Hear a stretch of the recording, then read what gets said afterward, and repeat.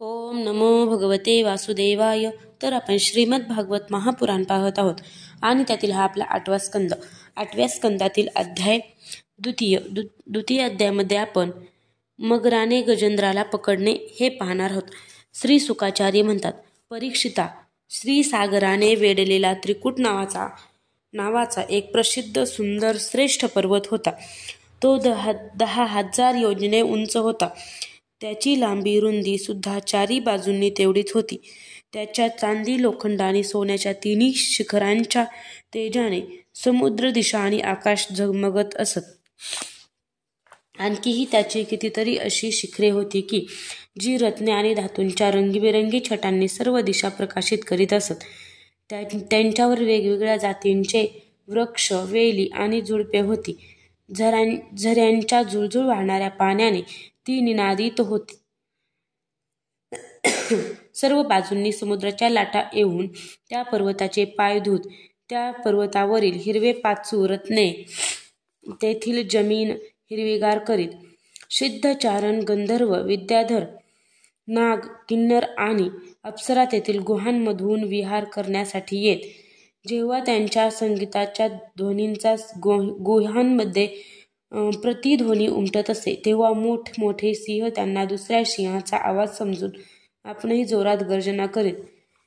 त्या पर्वतांचे कडे निरनिराळ्या जंगली जनावरांच्या झुंडींनी सुशोभित झालेले असत. अनेक प्रकारच्या वृक्षांनी भरलेल्या देवतांच्या उद्यानांमध्ये सुंदर पक्षी मधुर कंठाने गात असत. त्यांच्यावर पुष्कळशा नद्या आणि सरोवरे होती. तेथील पाणी अत्यंत निर्मळ होते. त्यांच्या काठांवर रत्नांची वाळू चमकत असे. त्यामध्ये देवांगना स्नान करीत असत.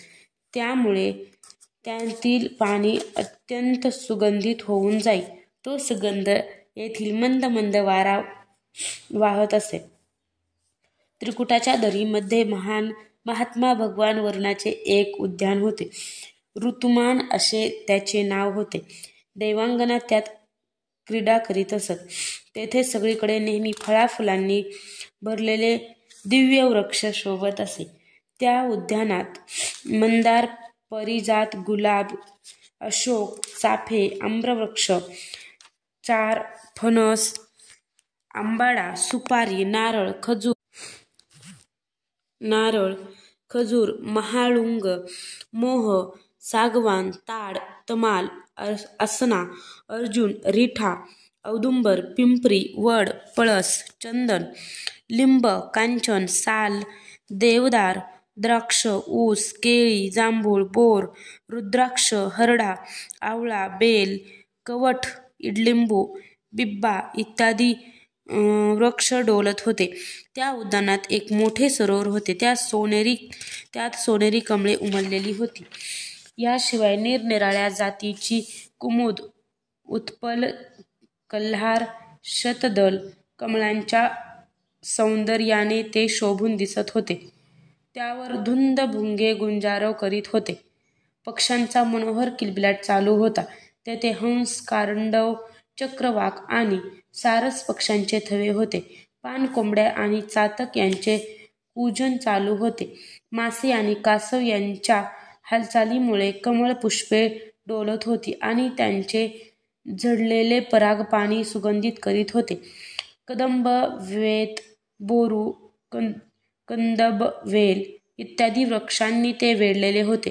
कुंद, कोरांटी, अशोक, शिरीष, कुडा, हिंगणबेट, कटिशेवंती, सोनजुई, नागचाफा, पुन्नाग, जाई, मोगरा, शेवंती, कस्तूर मोगरा, कदंब इत्यादी पुष्पवृक्ष तसेच तटावरील प्रत्येक ऋतूंमध्ये हिरव्यागार राहणाऱ्या इतर वृक्षांनी ते सरोवर अत्यंत शोभायमान दिसत होते.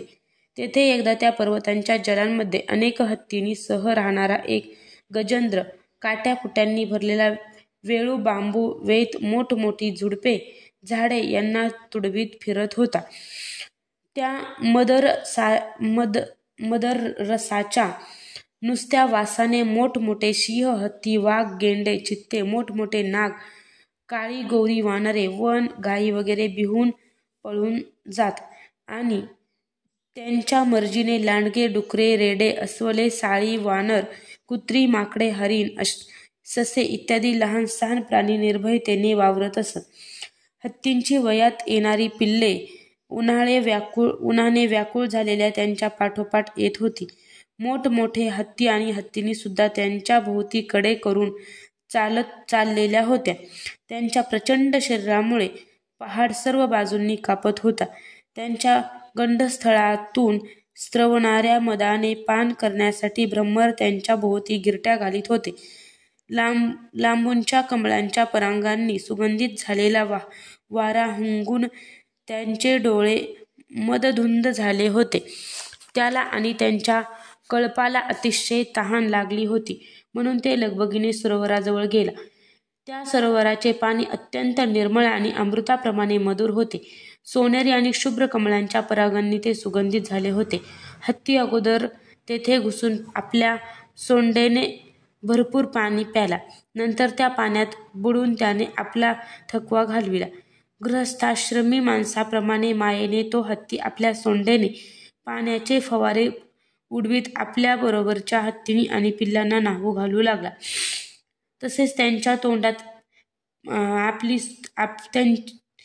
तोंडात आपली सोंड घालून त्यांना पाणी पाजू लागला. भगवंतांच्या मायेने अजान बनलेल्या उन्मत्त गजेंद्राला आपल्यावर मोठी आपत्ती कोसळणार आहे याची कल्पनाही नव्हती. परीक्षिता, त्याच वेळी त्यांच्या प्रारब्धामुळे एका बलाढ्य मगराने रागाने त्याचा पाय पकडला. अशा तऱ्हेने योगायोगाने संकटात सापडलेल्या त्या अत्यंत बलवान गजेंद्राने आपली शक्ती एकवटून स्वतःला सोडवून घेण्याचा प्रयत्न केला. दुसरे हत्तींनी आणि त्यांच्या पिलांनी पाहिले की त्यांच्या स्वामींना एक बलवान मगर मोठ्या वेगाने ओढून नेत आहे आणि तो अत्यंत घाबरलेला आहे. त्यांना अतिशय दुःख झाले. ते चित्कार करू लागले. पुष्कळांनी त्याला ओढून पाण्याच्या बाहेर काढण्याचा प्रयत्न केला, परंतु ते असमर्थ ठरले. गजेंद्र आणि मगर आपापली संपूर्ण शक्ती पणाला लावून झुंजत होते.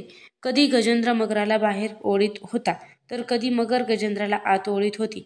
परीक्षिता, अशा प्रकारे झुंज चालू असता 1000 वर्ष निघून गेली, तरीही दोघेजण जिवंत होते. हे पाहून देवसुद्धा आश्चर्यचकित झाले.